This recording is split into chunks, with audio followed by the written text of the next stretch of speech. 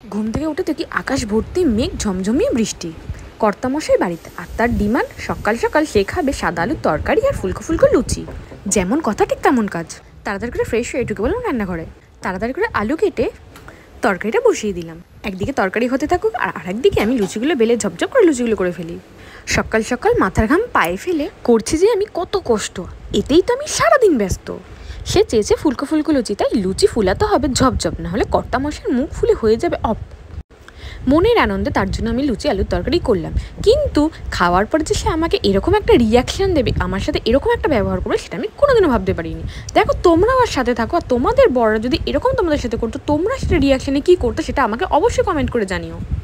প্রথমেই ভেবেছিলাম সে লুচিগুলো পেয়ে খুব খুশি হয়েছে, কারণ আমাকে মাথার ঘাম পায়ে ফেলে সকাল সকাল দৌড়ে দৌড়ে রান্নাঘরে গিয়ে আমাকে রান্নাগুলো করতে হয়েছিল।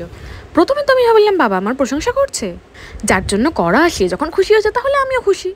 কিন্তু দাঁড়াও, অপেক্ষা করো, দেখো কি করলো আমার সাথে। দেখো দেখো বন্ধুরা, ও আমার সাথে কি করলো। তোমাদের বড়রা কি তোমাদের সাথে এরকমই করে? আমি এর বিচার চাই। তোমরা আমার সাথে থাকো, তোমরাই আমাকে বলো যে তোমাদের বড়রা কি এরকম করে, আর এরকম কি করাটা উচিত। আমি কিন্তু কমেন্ট চাই।